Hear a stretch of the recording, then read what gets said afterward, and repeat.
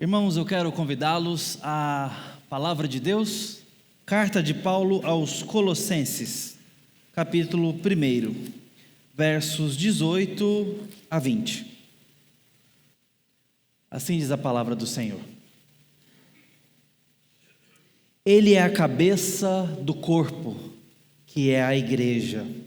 Ele é o princípio, o primogênito dentre os mortos, para ter a primazia em todas as coisas.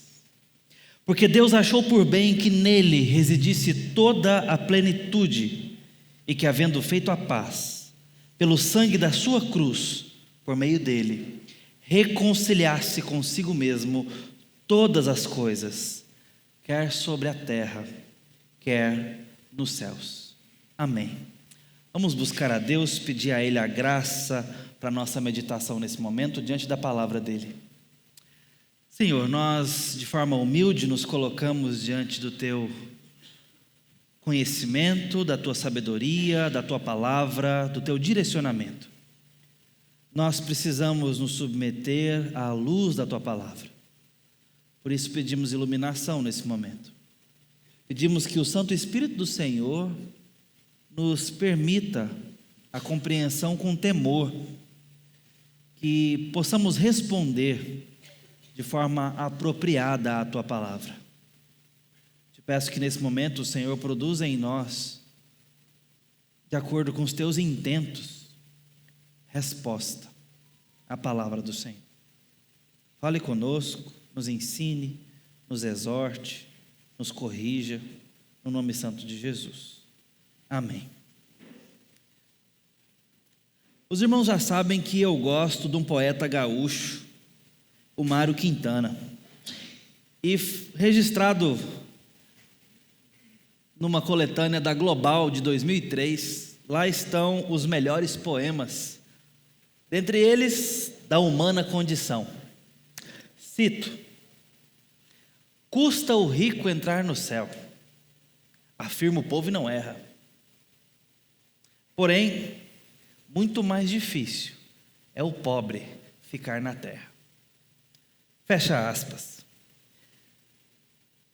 Essa é mais uma da sabedoria vulgar, no sentido de ordinária, de cotidiana, do gaúcho Quintana. Mas isso não é original dele, e nem ele está advogando que seja aqui. Essa visão que ele traz aqui, sempre de uma forma até com um toque lúdico, um tempero despropositado, relaxado da forma poética dele, está na mais alta filosofia clássica. Essa dicotomia entre céu e terra, essa visão pessimista para a terra e muito otimista para o céu. Quando a gente vai lá no seu Platão, a gente encontra essa visão. É dali que nós temos, por exemplo, uma das obras mais clássicas tratando céu e terra na literatura mais clássica que a gente pode alcançar. Dante Alighieri, a Divina Comédia. É muito caricata a figura de matéria condenada e espírito elevado. Desta dicotomia, dessa separação quase que irreconciliável, nós temos toda a filosofia de Platão embebida. A matéria não é boa, mas há redenção para o espírito. E buscando as coisas espirituais, nós temos o alcance de coisas boas. Essa filosofia, ela pega não só ali o Oriente Próximo, mas também o mais distante.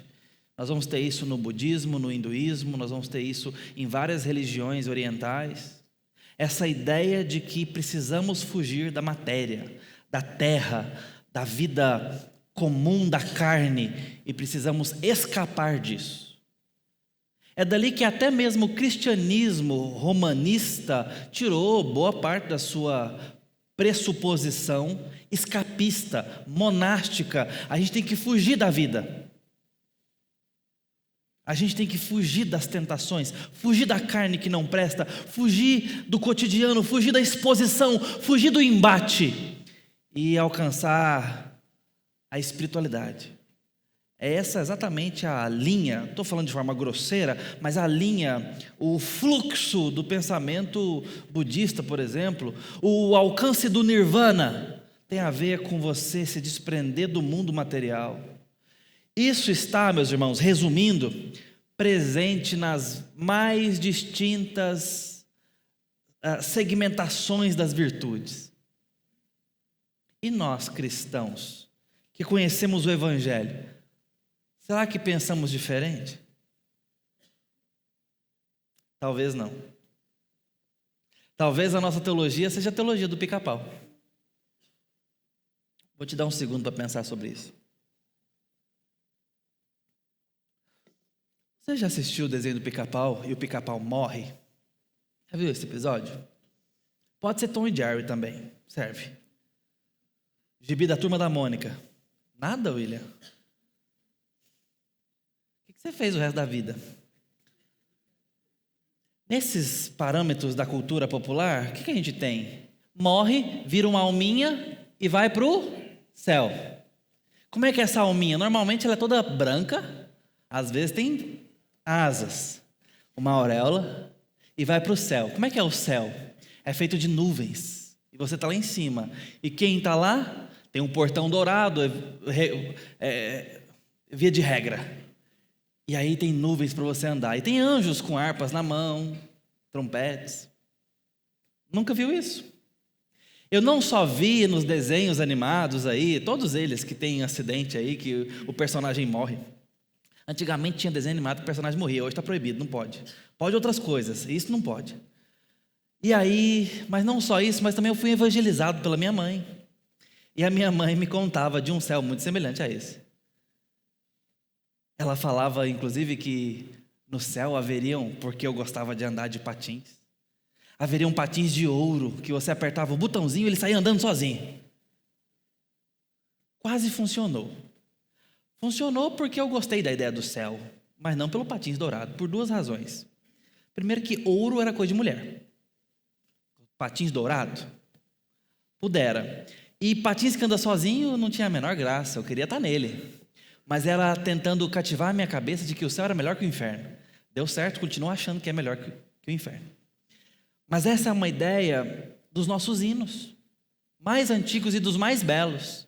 Céu, lindo céu, lá, nos portões celestes, lá onde eu vou morar, lá, esse lá é escapista, esse lá é fugitivo, esse lá é distante. Onde é esse lá? Lá no céu, lá na morada, lá. Nossos hinos escatológicos, do Inário Novo Cântico, ou da harpa cristã, ou dos demais outros inários do cristianismo protestante, falam de um lá distante, dos portões dourados. E nós temos uma mentalidade um tanto quanto platônica, de que de fato um dia chega desse mundo, um dia basta, um dia a gente vai embora. Será que é isso que Jesus ensina mesmo? Será que é isso que a Escritura nos mostra? Ou nós fomos ensinados pela cultura, ainda pelo pica-pau? Ou por Dante, ou por Platão? Ou por Confúcio?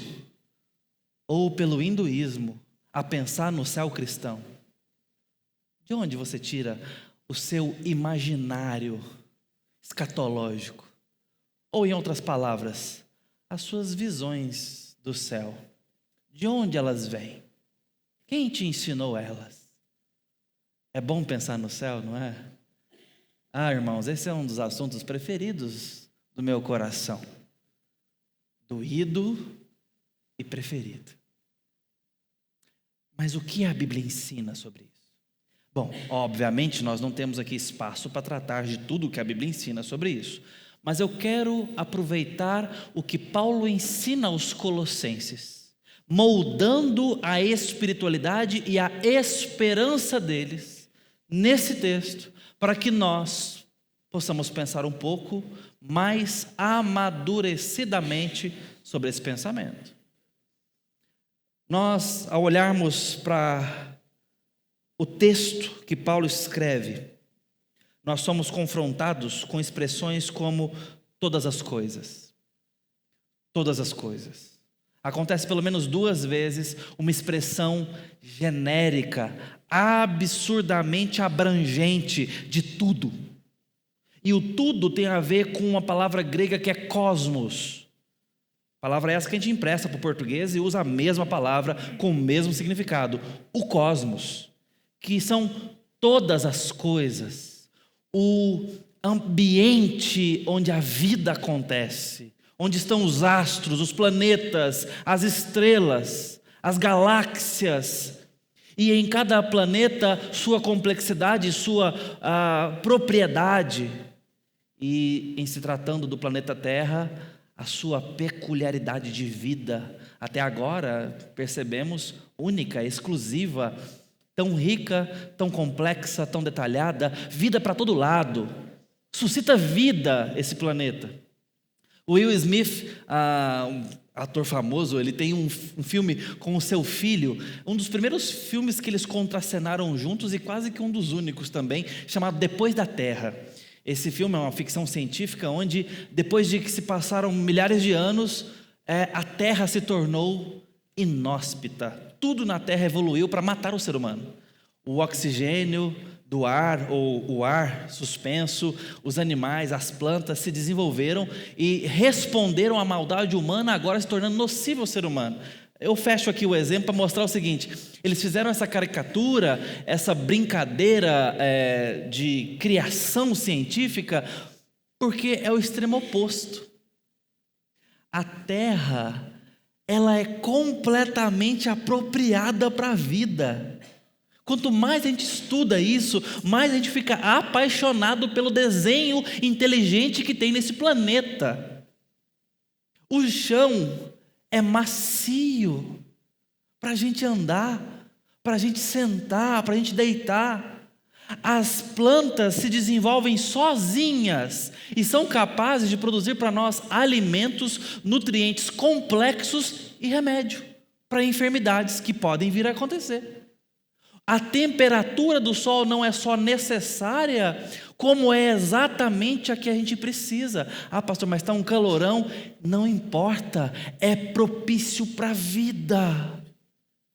E pasmemo-nos nós, formam-se chuvas que regam a terra e continua o ciclo de brotar, germinar e fazer mais frutificação, sombra, e essas árvores são capazes de colher essas água e irrigar o solo, e o solo por sua vez tem suas propriedades de absorção, de purificação do ar. Irmãos, quanto mais a gente mexe, quanto mais a gente descobre, mais a gente fica fascinado com a vida desse planeta. Para não falar dos bichos mais complexos ainda, a fauna. Uau! Tudo é para a vida. Nós ainda estamos descobrindo belezas e complexidades, e quanto mais se pesquisa, mais se vê que esse planeta ele é preparado para fazer a vida acontecer. Quase tudo nele é comestível. Já pensou nisso? Se a gente sai mordendo as coisas aí, não o que a gente fez, os prédios, a gente sobrevive. Você pega um bicho e come, proteína. Você pega uma planta e come, proteína também. E tem vitaminas e tudo mais. E tem gente que fala que gosta de ver de sol. Até o sol recarrega aí as nossas baterias de certa forma. Tudo suscita vida. E é assim que os nossos filhos estão sendo ensinados na escola. Que a natureza precisa ser bem cuidada porque ela cuida de nós. E que nós somos capazes de cuidar dela. Eles aprendem, sobre reciclagem, sobre educação ecológica e tudo mais. E é até por isso que surgem ONGs como Greenpeace ou ONGs ativistas ambientalistas. E é por essa razão que cada vez mais se suscita ânimo por preservação de animais em extinção. Você vai encontrar pessoas completamente devotas à causa animal. Chegamos ao ponto de termos adoção animal. Adoção no sentido de paternidade, maternidade, registrar como filho, pôr o nome, até herança. Agora a gente foi além. Estamos nos casando com os bichos. Lá na Holanda você pode casar com bicho. E já aconteceu alguns casos, se você pesquisar, você vai descobrir muitos. E cada vez mais é plural, é diversificado. Eu não recomendo a pesquisa, mas se você quiser, fique à vontade. Saímos do coletar um papel de bala que jogamos no chão para um matrimônio. Por quê chegamos tão longe? Porque a natureza criada é divina e ela de fato é apaixonante. Ela de certa forma, suscita em nós adoração. Porque quem a fez é adorável. Então dá para entender por que as pessoas se embriagam nas primeiras doses de beleza que encontram. Eu, essa semana, estudando para esse domingo, encontrei um vídeo de uma moça que se dizia apaixonada por um limoeiro. E ela cheirava essa folha e passava nas maçãs do rosto e apresentava para os seus telespectadores, incluindo eu, que estava ali cativo naquele vídeo, como que o limoeiro se apresentou para ela sem mesmo dizer o seu nome. Vá. Ele não falou não. Não, mas mesmo assim ela descobriu o nome dele, era um limoeiro. Porque ele disse com aroma. Ela estava apaixonada pelo limoeiro. Irmãos, nós precisamos amadurecer a nossa visão com relação a esse planeta. Nós precisamos ter um equilíbrio teológico para lidar com esse planeta. Porque o que Paulo escreve para os Colossenses coloca algumas coisas em perspectiva de uma forma muito interessante. Nem de uma forma escapista, que não importa as queimadas, não importa se esse mundo acaba em chamas, não importam os furacões, os tornados, a depredação, a extinção dos animais. Não é esse o ponto. E nós vamos chegar lá. Mas também não dá para se casar com um cachorro ou se apaixonar por um limoeiro. Onde estamos ecologicamente? Esse texto não faz um tratado sobre ecologia, mas nos suscita um pensamento coerente sobre o planeta Terra e precisamos encaixá-lo não só na nossa teologia, mas na nossa escatologia, ou seja, doutrina das últimas coisas. O quanto de terra tem que ter no meu céu? Ou é só céu e nuvens? Tem terra na minha eternidade? Porque eu quero dizer para os irmãos, tem que ter. Tem que ter muita terra, porque Jesus não veio fazer novos céus. Ele nos prometeu novos céus e nova terra. Onde Paulo argumenta na segunda carta aos Coríntios, ele está recriando nele novos céus e nova terra. E é justamente a mesma expressão dita aos Colossenses, todas as coisas. Mas esse planeta também é passível de redenção ou só pessoas? Há teólogos que argumentam categoricamente que você não pode chamar nada de redimido porque Jesus só redime pessoas. De certa forma tem razão. O sangue dele perdoa pecados. E pecados são de anjos e pessoas. Mas a obra salvífica de Cristo não foi destinada a anjos, e sim a pessoas. Nesse aspecto, a obra de Cristo está restrita à humanidade, de perdão de pecados. Mas e o desdobramento dessa redenção? Será que não alcança as coisas, os animais e as plantas e o habitat humano? Vamos ver o que Gênesis 3 nos fala sobre o efeito do mal. Você sabe no capítulo 3, O pecado original aconteceu, onde Eva e Adão comem do fruto, desobedecendo a Deus. E nesse momento, Adão é amaldiçoado, sua esposa é amaldiçoada, a sua descendência é amaldiçoada, e agora toda a raça humana está condicionada debaixo de julgamento contra o pecado. Por causa do pecado original, todos nós nascemos sem Deus no mundo, carentes da glória e de redenção.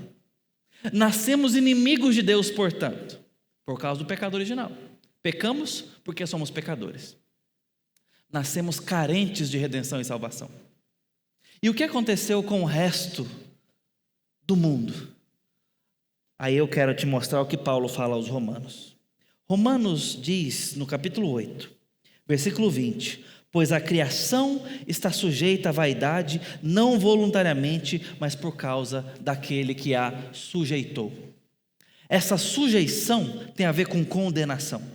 Condenação por causa do pecado que entrou no mundo, dentro ou por meio do seu gerente. O homem foi colocado no jardim para ser governante, para ser rei do planeta, rei da criação, da fauna e da flora. Ele deveria cultivar, ele deveria trabalhar, ele deveria administrar.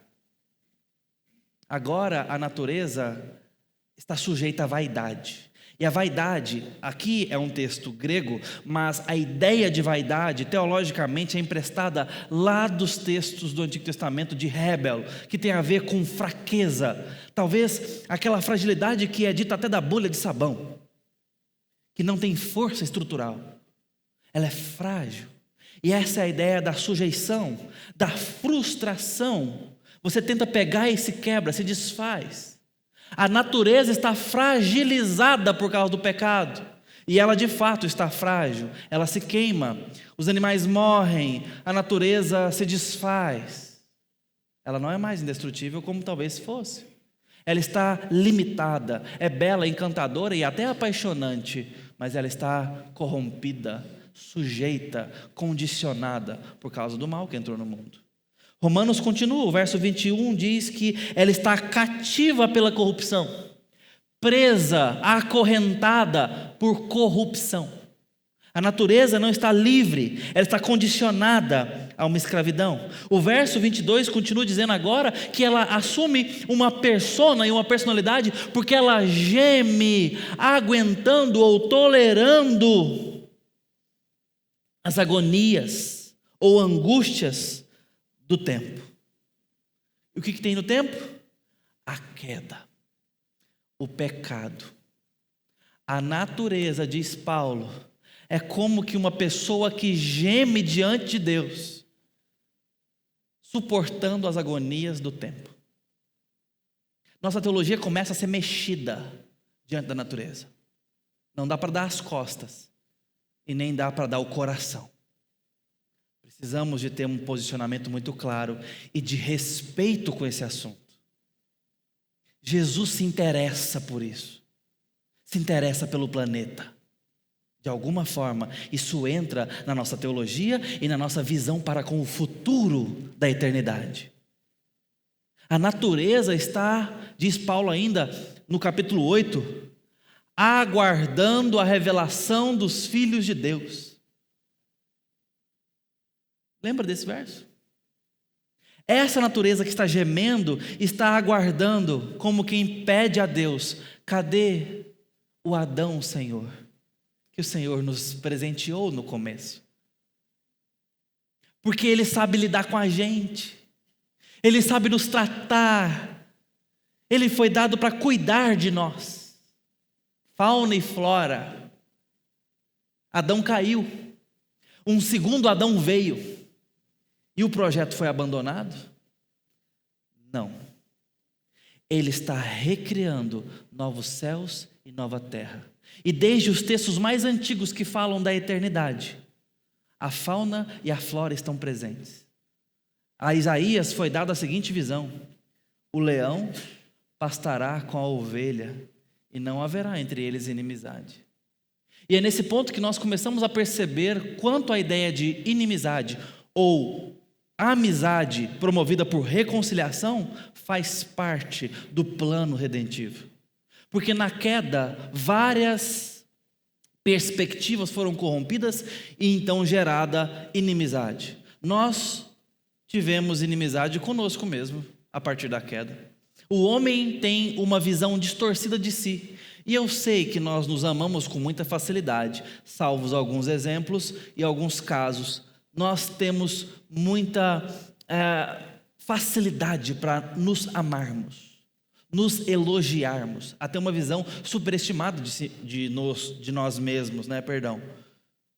Mas ainda assim o nosso olhar é corrompido. Eu lembro de ver um dia na revista Isto É, que tinha uma matéria lá falando o seguinte, essa frase me deixou muito triste na época. Cientistas afirmam, era mais ou menos isso, que a nossa autopercepção da imagem é superestimada.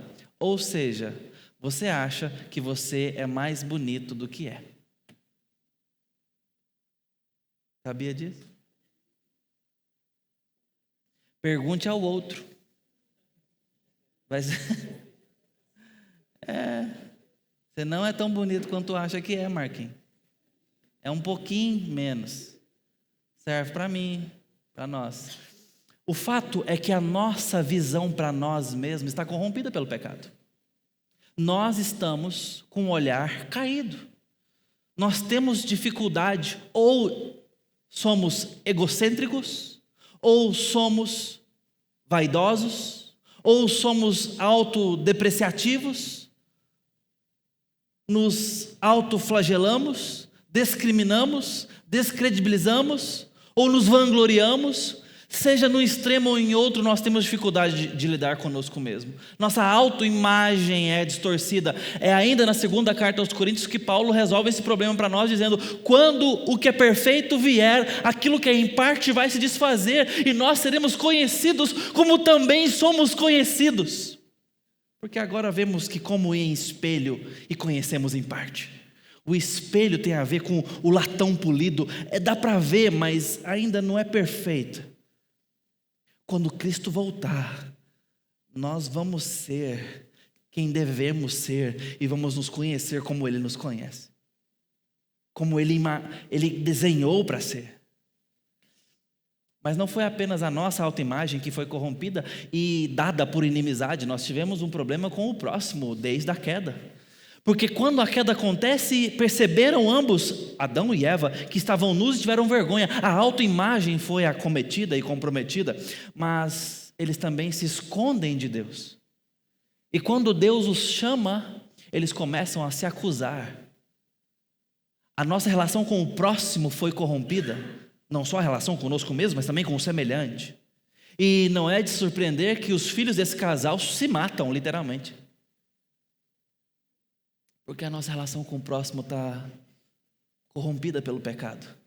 Perceba como que o pecado vai estragando e corrompendo as coisas mais fundamentais, as relações mais fundamentais e basais da experiência nossa. A nossa relação com Deus foi acometida. Deus expulsa Adão e Eva do jardim. Eles saem a percorrer o Éden, mas não podem mais estar no jardim. Jardim esse que não tem nome, mas era o ponto de encontro do homem com o Criador. E o Criador era quem ia andando encontrar com ele todos os dias. Se o Criador não toma essa iniciativa, o homem não tem comunhão com ele. Ainda mais agora expulso da presença de Deus e expulso do jardim que Deus colocou para o deleite do encontro deles. O pecado quebrou e corrompeu a nossa relação com o Criador que estava nos ensinando a viver no mundo. Relação conosco mesmos, relação com o próximo, relação com o Criador. Mas não parou por aí. Ainda em Gênesis capítulo 3, nós temos pistas que a nossa relação com o habitat que Deus nos deu foi corrompida. Adão lavrava o solo antes da queda. O trabalho não é fruto da queda. O trabalho penoso é fruto da queda. Adão agora tiraria da terra entre espinhos e abrolhos e ervas daninhas. Veja, o relato de Gênesis é, até certo ponto, grosseiro, não é detalhado. Certamente tem muito mais envolvido aqui.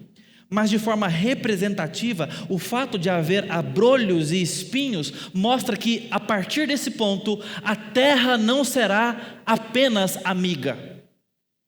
A terra não será apenas vida. Ela será dureza. Ela terá sequidão. Ela terá dificuldade do trato. Em alguns aspectos, ela será inimiga.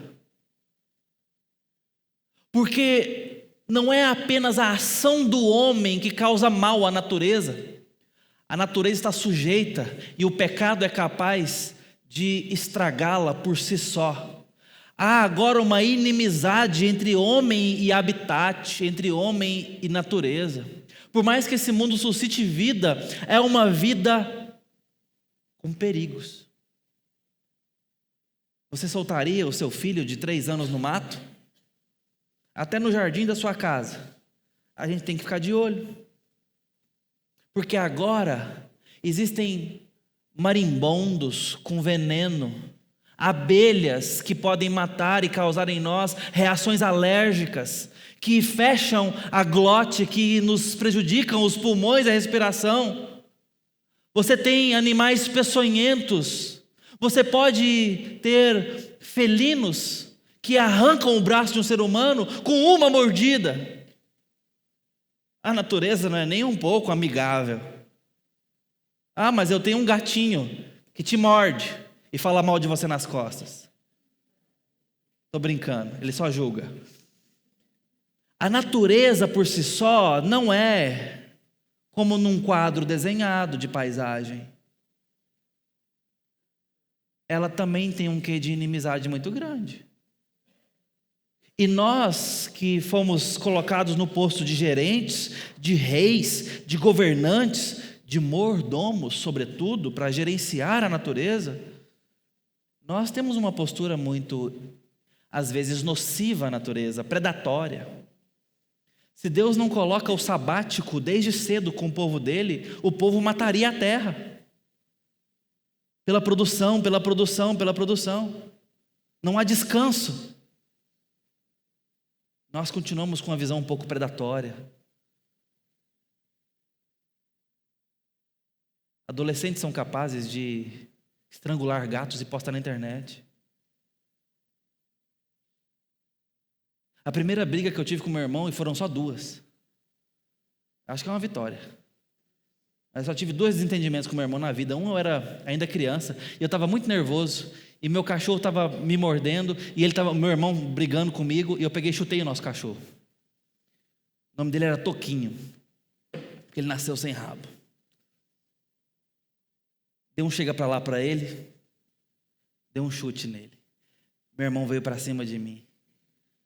E não foi com beijos.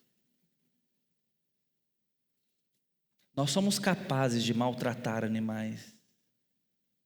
Nós somos capazes de maltratar a terra. Nós somos capazes porque nós estamos em inimizade. Precisamos de redenção com relação a nós mesmos, com relação ao próximo. Não tem pessoas no seu trabalho que é difícil tolerar? Ou na sua família? Que é difícil de conviver? Tem ou não tem? Agora deixa eu te falar uma coisa que ninguém te falou. Para o outro, essa pessoa é você. Tem pessoas no seu trabalho que acham que é difícil conviver com você. Talvez você possa ser o difícil da sua casa. Eu preciso do Evangelho para minha relação comigo mesmo. Para ser honesto com os meus defeitos e encarar a minha necessidade de redenção, de perdão. Eu preciso do Evangelho de Cristo Jesus, que morreu para reconciliar nele todas as coisas, para eu lidar com o próximo de forma mais santa, mais altruísta, mais virtuosa, mais benevolente, mais amorosa, por fim. Eu preciso do Evangelho para me levar para o Criador, ora, óbvio. Ela refaz a amizade, ele refaz a amizade entre criatura e Criador. Eu sou adotado, eu sou chamado de filho, eu recebo um discipulado em Cristo, eu sou amado, eu posso amar, eu sou perdoado. Mas e quanto ao meu ambiente? Sim, o Evangelho tem em conta nova terra. O meu olhar para com o planeta deve ser, no mínimo, de respeito, porque Deus está interessado nesse planeta. De gerência, de cuidado. Não a ponto de fazer isso a causa da minha vida, como os ativistas ambientalistas fazem. Veem nisso a própria redenção. Não, o nosso olhar é diferente. Nós não achamos que somos capazes de cuidar do planeta como se fôssemos donos dele. Entendemos que o planeta precisa de redenção. Não de perdão, não confunda. Mas precisa dos efeitos da redenção. Precisa de Cristo. O planeta Terra precisa da morte de Jesus.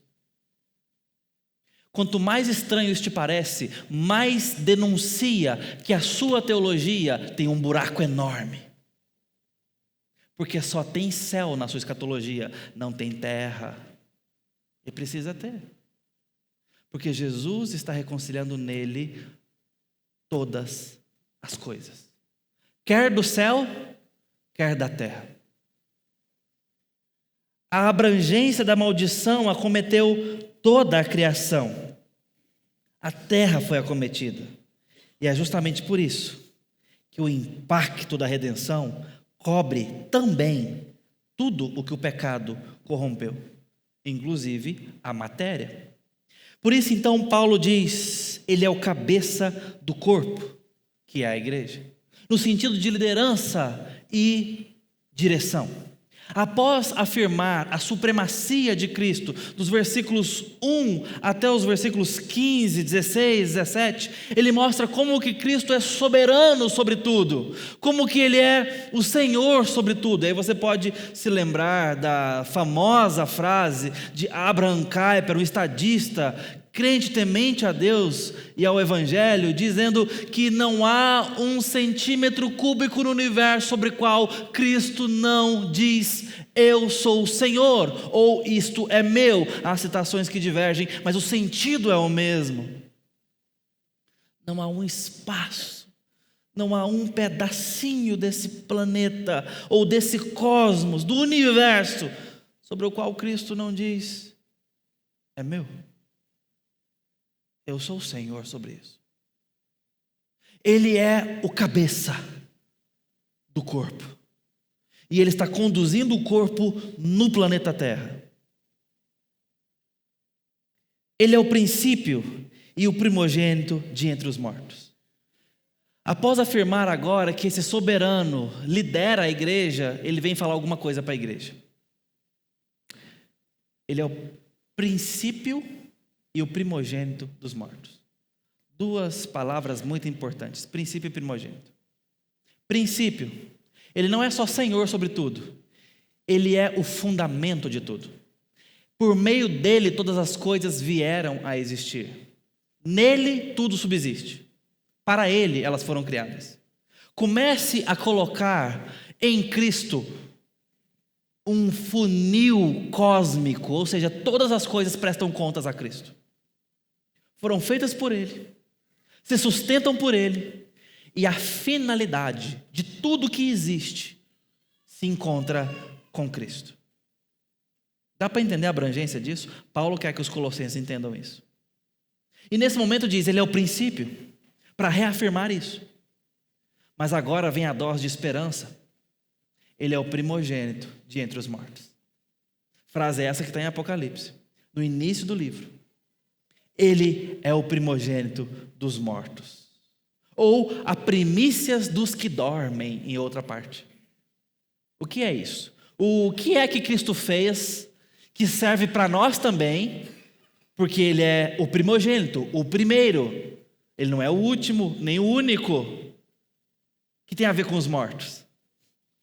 O que é que ele fez em relação aos mortos, ou à morte, que vai acontecer conosco também?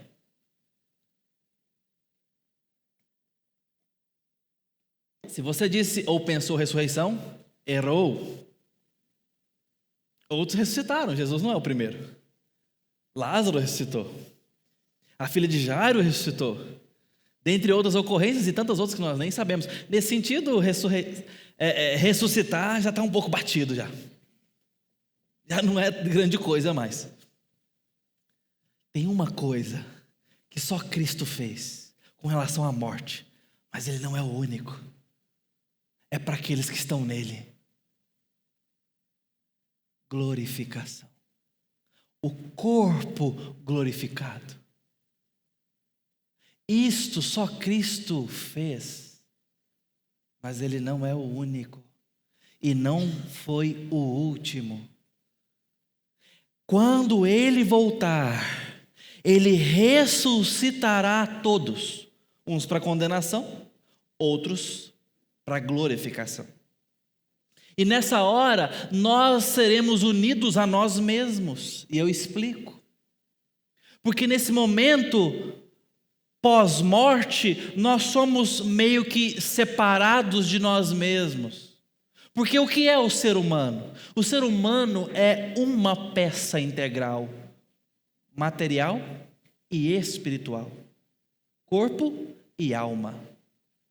Isso é a integralidade do ser humano. Na morte, nós somos divididos, temporariamente, somos separados de nós mesmos. A parte lógica ou espiritual, é por isso que demônios falam, anjos falam e se comunicam. É por isso que pessoas ficam possessas de espíritos imundos, por exemplo, demoníacos, e são capazes de assumir outra personalidade, porque a parte lógica e comunicativa se instrumentaliza da matéria, mas ela é espiritual por excelência. Essa parte se desassocia do corpo na morte e vai para a presença do Pai, chamado de paraíso lá na cruz. Não é novo céu, é paraíso, presença de Deus. É a parte espiritual. Mas, de certa forma, nós também ficamos aqui. A matéria que apodrece, o corpo, ficou. Pode ter sido cremado, pode ter sido enterrado, esmagado. Aí vai do gosto do cliente, né? Como é que foi? Mas, ainda somos nós. Se isso te choca, repito, é porque nós precisamos engrossar o caldo da nossa escatologia. E quando Cristo volta, Ele repara esse estado temporário, nos dando corpo novo, nos dando integralidade novamente, seja para condenação, seja para glorificação, porque Ele ressuscitará para ambos os casos. Isto é escatologia. Tem matéria na eternidade. Tem corpo, tem dentes afiados. Adivinha para quê? Tem papilas gustativas. Tem pelos. Tem olhos. Tem o complexo corpóreo do ser humano. Para quê? Porque a eternidade diz respeito à terra. Não precisaríamos disso se fôssemos voar nas nuvens, irmãos. Ele está reconciliando nele todas as coisas, dos céus e da terra, para nos dar uma eternidade. Cristo, com o corpo glorificado, caminha a estrada para Emaús, por horas conversando com 2 discípulos, e eles não o reconhecem. Depois ele se assenta e ainda come com eles. Eles só reconhecem Ele quando Ele parte o alimento. Será que eles estavam tão atordoados que não repararam o rosto de Jesus? Talvez nos primeiros 2 minutos. Mas 1 hora depois, 2 horas depois, já dava para ver. Ué, fulano,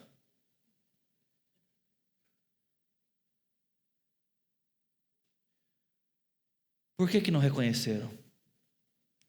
Porque Jesus estava diferente. Mas não era um alienígena. Tipo, olha, é verde, brilha. Não, era um homem. Mas estava diferente. esperança para alguns.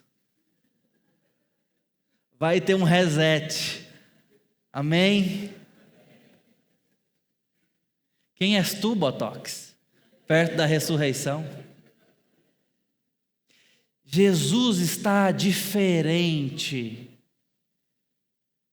Jesus está glorificado. Senta e come. Tá certo que ele sai atravessando a parede, mas esquece esse papo. É Jesus ainda. Ele pode todas as coisas. Mas eu quero que você foque no fato de que ele para comer com o corpo glorificado.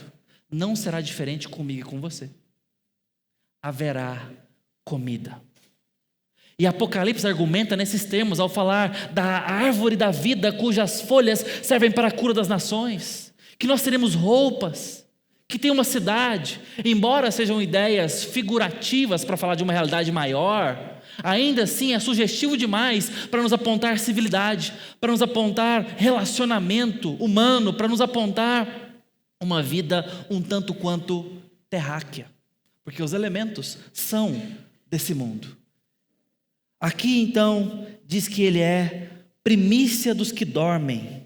A ressurreição para a glória acontecerá para todos os que estão nele. Para que em todas as coisas ele tenha a primazia. Ele não é apenas Senhor da criação, mas também da nova criação. A nova realidade redimida contará com Cristo soberano sobre todas as coisas do porvir. Ele continuará sendo Senhor. O verso 19 diz que foi do agrado do Pai que toda a plenitude residisse em Cristo. É como se nele todas as coisas se completassem e se aperfeiçoassem para a glória dele e para a felicidade daqueles que estão nele. E o Pai se agrada como as coisas são e foram criadas para ser e foram projetadas para ser. Isso toca a sua visão de futuro e a sua visão de presente. Isso muda a forma como você enxerga o tempo, a vida, seu relacionamento com Deus e com o próximo, e também a sua vida nesse planeta. Paulo está argumentando a supremacia de Cristo para a mente dos cristãos em Colossos. Pensem nisso. Pensem em Cristo desta forma. Valorizem a Cristo também desta forma.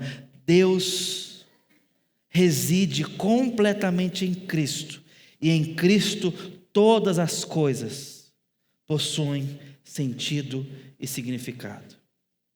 O impacto então vem no verso 20. Havendo Deus feito a paz pelo sangue da sua cruz por meio dele, assim reconciliar-se consigo mesmo todas as coisas, quer sobre a terra, quer sobre os céus. Paulo está dizendo que Cristo promoveu a paz sobre o universo por meio do sangue. Ele promove a paz com a morte. Mais uns Jogos Olímpicos, uma Olimpíadas aconteceu. E vocês entenderam a mensagem da abertura e do encerramento. Não é a primeira vez que essa mensagem é proposta. Afinal, os Jogos Olímpicos, por excelência, têm essa mensagem: paz mundial. Ali por várias vezes o globo foi representado, a diversidade terrestre foi representada, mas dessa vez havia uma proibição muito clara: não expresse fé em Jesus Cristo dentro dos jogos. Nós falamos de paz mundial, mas essa paz é sem Cristo. Essa paz é pela virtude humana, é pelo nosso próprio braço, é pela nossa própria conquista. Jesus Cristo não tem lugar aqui. Essa é a mensagem. Paulo pensa diferente e revela distintamente. Jesus Cristo sangrou até a morte para que a paz do cosmos fosse conquistada. Haverá paz por causa da morte de Cristo. Na cruz, Cristo está providenciando perfeita paz à vida do seu povo e à vida do habitat do povo. Cristo está reconciliando no seu sangue a amizade entre pessoas, a amizade entre criatura e criador, a amizade entre natureza e ser humano, entre ser humano e seu habitat. A cruz de Cristo não tem apenas a ver com salvação pessoal, mas também com redenção do cosmos, de tudo ficando pacificado, de tudo se aperfeiçoando, se alinhando, de tudo sendo restaurado e aperfeiçoado. Nele, nova criação, nele, novos céus e nova terra, em Cristo. E Deus se agrada de como as coisas são e serão. Eu espero sinceramente que Paulo consiga colocar mais terra na sua escatologia, para que você tenha também esta esperança e essa robustez ao pensar sobre essas coisas um tanto quanto espirituais, mas que não podem deixar as coisas materiais de fora. A obra de reconciliação envolve todas as coisas. Paulo não poupa a aparente extravagância, o aparente exagero ou abrangência. Ele quer usar a palavra todas, para se dizer, para se referir ao que Cristo faz. Isso aponta para uma paz universal, da qual desfrutarão aqueles que estão em Cristo. Eu encerro com a seguinte pergunta de forma muito direcional e objetiva. Você quer desfrutar dessa paz um dia? Você quer viver nesse mundo transformado, redimido, reconciliado? Você quer esse ambiente completamente restaurado? As enfermidades já não existem mais. O amor é pleno, a amizade, a paz. Há uma imagem, uma autoimagem restaurada em nós. Nossos defeitos se desfizeram. O pecado já não tem mais poder. Já não há mais escravidão. A liberdade. Você quer um dia ser ressuscitado e viver esta vida? Você quer ter essa esperança de viver em paz com a natureza, com o Criador, com o próximo, consigo mesmo, e estar com Jesus? Um planeta completamente restaurado, talvez amplificado, um planeta que não é mais inimigo, um planeta agora finalmente completamente apropriado para a vida.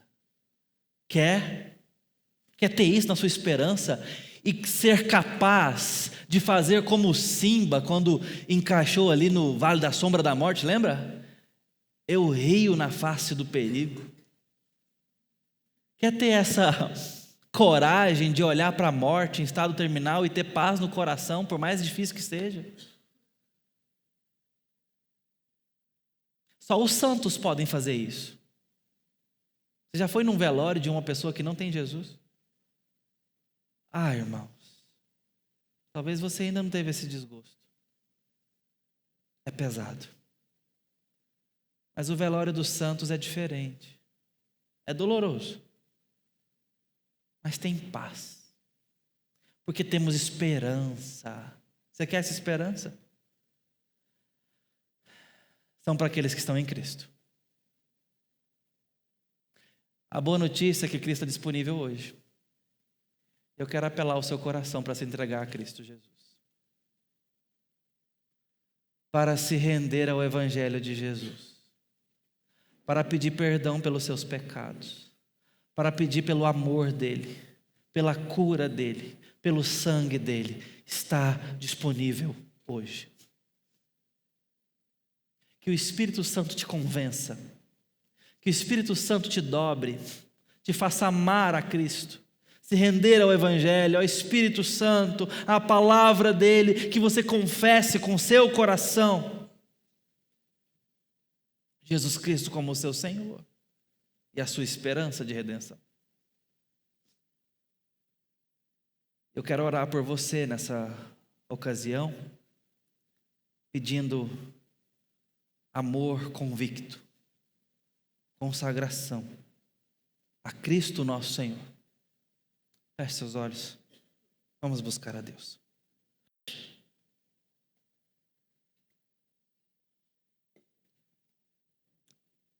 Ó Deus amado, nós queremos confessar a Jesus Cristo nessa hora. Porque Ele é o Supremo Senhor, em quem reside toda a plenitude em todas as coisas. Queremos confessá-lo grande, queremos confessá-lo Salvador, único Redentor, exclusivo caminho para o Senhor, ó Deus. O único que pode promover a paz nesse mundo. Paz que nós não podemos promover. O único que pode um dia restaurar essa natureza que é frágil e que muitas vezes também é nociva. Cristo um dia pode promover a paz, a restauração e a vida, e assim fará. Cremos, a tua palavra nos ensina. Queremos, ó Deus, confessar Jesus, tê-lo imediatamente em nós e já ter um relacionamento com o nosso Senhor. Mas além disso, também esperar com certeza por novos céus e nova terra, e ver com os nossos olhos renovados o novo habitat humano perfeito, nossas relações purificadas, a nossa vida começando de verdade. Que santa esperança, ó Deus. Muito mais do que nuvens e harpas, um mundo perfeito, com Jesus nele, com a sua glória nele, com o Santo Espírito nos unindo, com pessoas que amamos, uma vida nova. Que essa esperança aqueça o coração de todos que estão em Ti. Eu te peço por mais pessoas chegando ao Senhor. Te peço nesse momento, Pai, inclusive, que Teu Espírito Santo convença corações que precisam se entregar a Ti, de uma forma definitiva, de uma forma voluntária, de uma forma verdadeira. Se quebrantem, que Teu Espírito Santo convença, traga o perdão de Cristo, aponte, renove, faça nascer amor ao Senhor. Assim te pedimos, ó Deus, porque em Cristo temos grande bênção, um grande Senhor e tão grande salvação. Em nome dele falamos contigo, ó Deus. Amém.